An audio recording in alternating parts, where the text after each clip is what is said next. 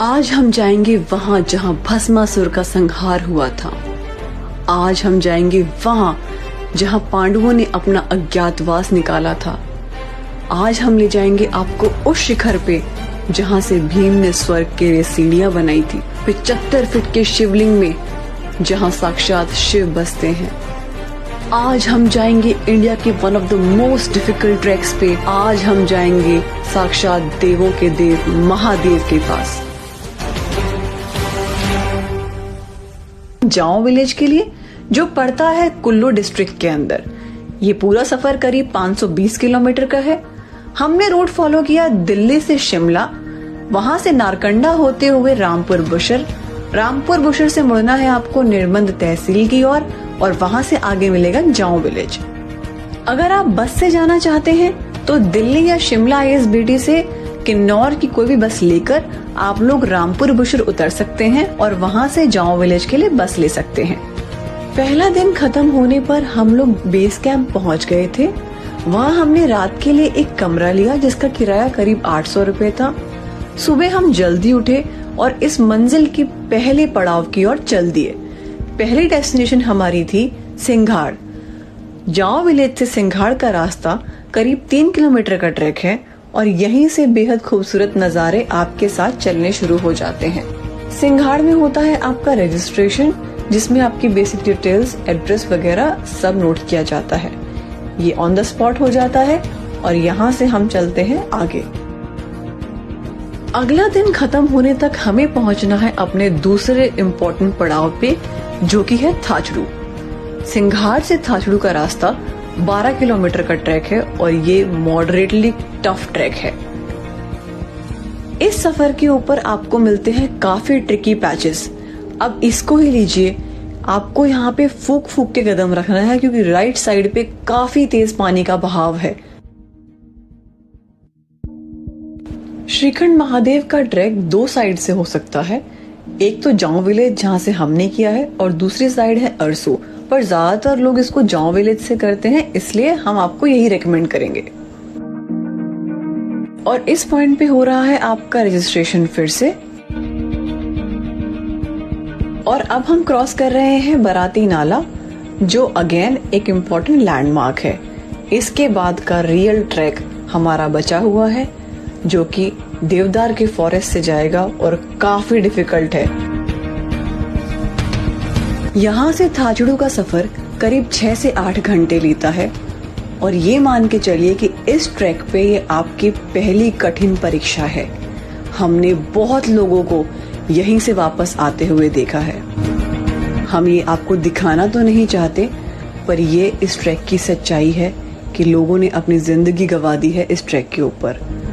हर साल कुछ लोग यहाँ पे जरूर मरते हैं। सब लोग नॉर्मली थाचड़ू रुकते हैं, लेकिन हम लोग रुके थे काली टॉप। हम आपको रेकमेंड करेंगे कि आप लोग थाचड़ू रुके क्योंकि यहाँ पे खाने के और स्टे ऑप्शंस बहुत ज्यादा हैं।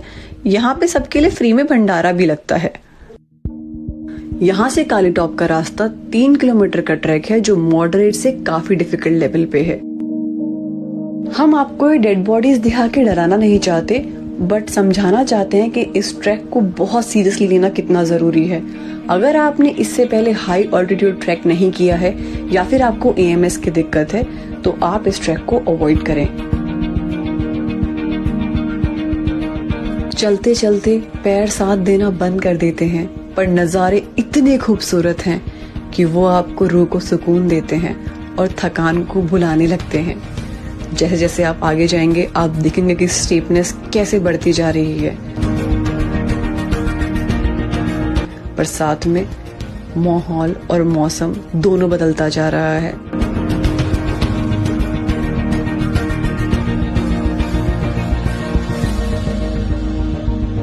आगे आने वाली जो जगह हैं उनके नाम से ही आप इनकी माइथोलॉजिकल इम्पोर्टेंस समझ पाएंगे। जैसे जैसे हम आगे बढ़ेंगे हम आपको हर जगह की कहानी बताते चलेंगे। अपने दिल को थाम लीजिए क्योंकि आपके सामने जो नजारा आने वाला है वो स्वर्ग से कम नहीं है। ये जगह कहलाती है काली टॉप और यहाँ पे काली माता का एक छोटा सा मंदिर है। सामने का नजारा देखिए, आगे जाने का मन ही नहीं कर रहा था, लेकिन आगे बहुत बड़ा सफर आज हमारा इंतजार कर रहा था। तो अब हम चल रहे हैं भीमद्वार के लिए, जो कि यहाँ से 7 किलोमीटर का बेहद मुश्किल ट्रैक है। पांडव यहाँ पे अपने अज्ञातवास के दौरान बहुत सालों तक रहे और महादेव की उपासना की, और इसलिए काफी जगह के नाम भीम के नाम पे हैं। इस वाले पैच में हमें ट्रैक करते हुए काफी माउंटेन्स के नीचे जाना है और फिर वापस ऊपर चढ़ना है। ये ट्रैक बहुत ध्यान से आपको करना है। अब आपको बताते हैं श्रीखंड महादेव की मान्यता की कहानी। भस्मासुर नाम का एक असुर हुआ करता था। उसने बहुत तपस्या करके महादेव से ये आशीर्वाद लिया कि वो जिसके ऊपर भी हाथ रखे वो भस्म हो जाए। महादेव ने उसकी तपस्या से प्रसन्न होकर उसको दिया भस्म कंगन, जो उसने देवताओं के खिलाफ यूज करने को लिया था। पर उसमें इतना घमंड आ गया कि उसने ये स्वयं श्री महादेव पे इस्तेमाल करने का सोचा। जहाँ से हमने ट्रैक शुरू किया था, निर्मल डिस्ट्रिक्ट के अंदर एक मंदिर पड़ता है नीचे, जिसको कहते हैं देवढांक। बोला जाता है कि महादेव वहाँ से अंतर्ध्यान होके श्रीखंड के टॉप पर चले गए थे। इस पहाड़ की चोटी पर आकर तपस्या में लीन हो गए और एक पत्थर में समा गए। उधर विष्णु भगवान ने मोहिनी का रूप धारण कर भस्मासुर से उसका हाथ उसके सर पे रखवाकर उसको भस्म कर दिया। आगे आगे हम देखेंगे कि कैसे पार्वती माता ने उनको तपस्या कर उस समाधि से निकाला। जैसा कि आप नोटिस कर रहे होंगे कि ये ट्रैक खुलता है बारिश के मौसम में, और उसकी वजह से मिट्टी बहुत ही ज्यादा स्लिपरी हो रखी होती है। जैसे अब आप आगे देखिए, हम ये पैच क्रॉस कर रहे हैं जिसमें बहुत ही सीधा ग्रेडियंट है नीचे की तरफ जाने का। अगर आपने अपना पैर संभाल के नहीं रखा तो आप उस गलती का नुकसान चुका नहीं पाएंगे।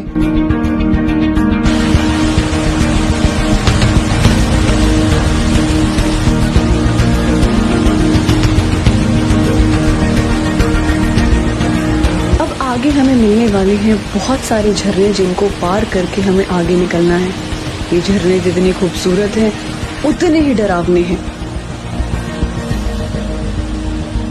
जैसा कि ये वाला झरना, इसमें हमें थोड़ा नीचे जाना है और एक कोने पे जहाँ पे जरा सा पैर रखने की जगह है, यहाँ से दूसरी साइड जाना है। ये मेल्टेड ग्लेशियर, मेल्टेड स्नो बहुत ही रिस्की होती है इस टाइम पे।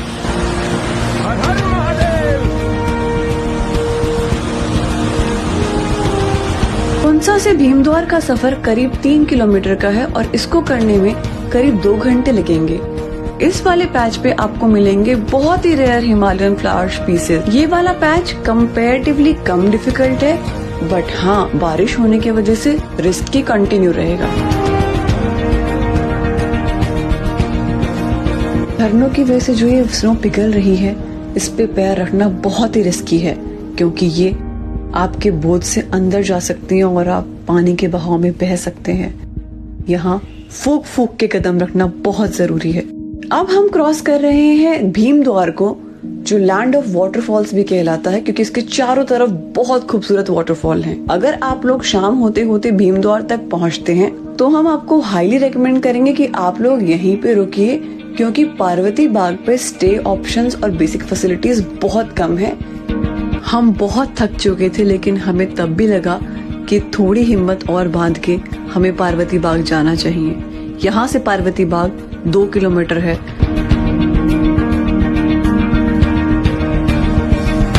अगर आप भीमद्वार रुकना पसंद करते हैं तो आपको ध्यान रखना है कि अगले दिन सुबह 3 से 4 बजे के आसपास आपको श्रीखंड महादेव के लिए निकलना होगा। आपको सुबह 3 बजे इसलिए निकलना है ताकि आप 12 या 1 बजे से पहले दोपहर के श्रीखंड महादेव के दर्शन करके वापस नीचे के लिए चल दें, क्योंकि उसके बाद ऊपर धुंध हो जाती है और कई बार बहुत ही ज्यादा मौसम बिगड़ सकता है। जैसे जैसे हम आगे बढ़ते जाएंगे, हमें मिलने वाली है बहुत सारी जमी हुई बर्फ, जिसपे चलना बहुत ट्रिकी होता है। झरना जो आप देख रहे हैं, ये 100 मीटर की हाइट से गिरता है और बोला जाता है कि महादेव को समाधि से निकालने के लिए पार्वती माँ उन्हें यहाँ नहाने स्नान करने के लिए उत्साहित करती थी। इसलिए इस जगह को कहते हैं पार्वती झरना, और इस जगह की खूबसूरती मेरे लिए शब्दों में बयां करना बहुत नामुमकिन है। इस ग्लेशियर को क्रॉस करने के बाद हमारे पास आए सामने एक पहाड़, जिसकी चढ़ाई बहुत मुश्किल थी, कम से कम 40 से 50 डिग्री स्टीप थी।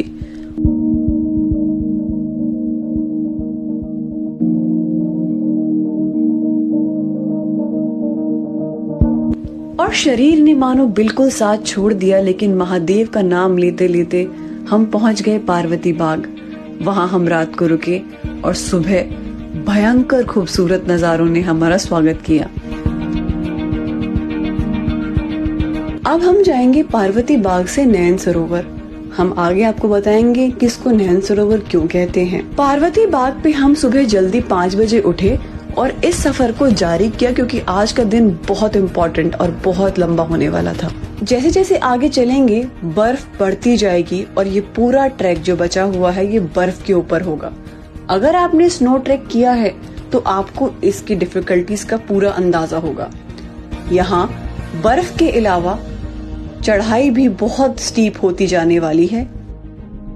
जैसा कि आप लोग देख पा रहे होंगे, इस पूरे ट्रैक पे वेदर बहुत ऑफन चेंज होता है, कभी बारिश, कभी सर्दी, कभी धूप। आपको 2-3 बातों का खास ध्यान रखना है। सबसे पहले तो ये कि आपको बहुत लाइट वेट पैक करके चलना है, क्योंकि बहुत लंबा सफर है, थकान जल्दी हो जाएगी। आपको अपने साथ पानी की एक बोतल रखनी है और ध्यान रखिए नैन सरोवर श्रीखंड महादेव से पहले आखिरी पड़ाव है जहाँ पे आपको पानी मिलेगा। इसके बाद आपको कोई पानी नहीं मिलेगा। अब हमारे और श्रीखंड महादेव जी के बीच में पड़ता है नैन सरोवर, जो हमारा सेकेंड लास्ट डेस्टिनेशन है। ऐसा बोला जाता है कि ये सरोवर पार्वती जी के आंसुओं से बना हुआ है, क्योंकि शिवजी भगवान समाधि पे चले गए थे तो उनके विलाप में ये पूरा सरोवर उनके आंसुओं से भर गया। नैन सरोवर से श्रीखंड महादेव का रास्ता 3 किलोमीटर का है और ये इस ट्रैक का सबसे डिफिकल्ट पैच है। अपने पैरों को एक के आगे एक रखते हुए बहुत संभाल के ध्यान से चलना है, क्योंकि यहाँ पर फिसलना बहुत भारी पड़ेगा। आगे का रास्ता 60 से 70 डिग्री इंक्लिनेशन पर है। सांस वगैरह तो ठीक से आ रहा है ना? लंबी लंबी सांस लो। अब आपको क्रॉस करने हैं बड़े बड़े पत्थर, और यकीन मानिए इस टाइम तक शरीर की सारी ताकत जा चुकी होती है। ऑक्सीजन की कमी की वजह से शरीर और टूट चुका होता है।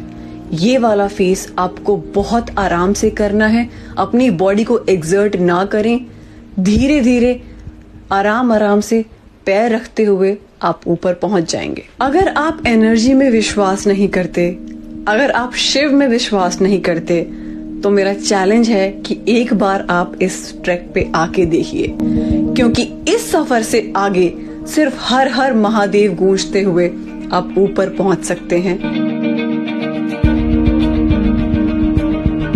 करीब 800 मीटर की दूरी से जब पहली बार आपको वो विशाल शिवलिंग नजर आता है तो सारी थकान दूर हो जाती है, आंखों में आंसू आ जाएंगे और दिल में इतने इमोशंस आ जाएंगे जो शब्दों में बयां करना नामुमकिन है।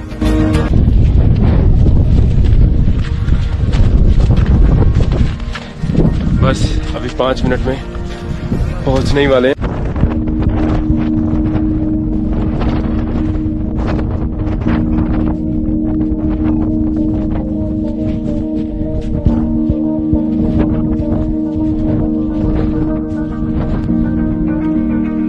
हर हर महादेव।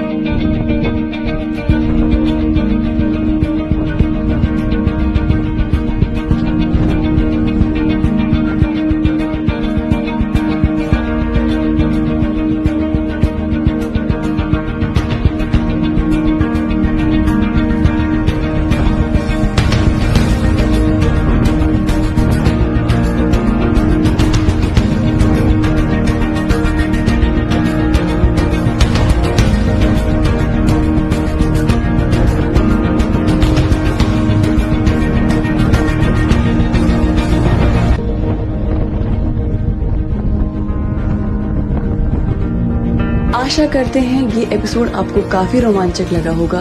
कमेंट्स में जरूर बताइए कि वीडियो आपको कैसी लगी।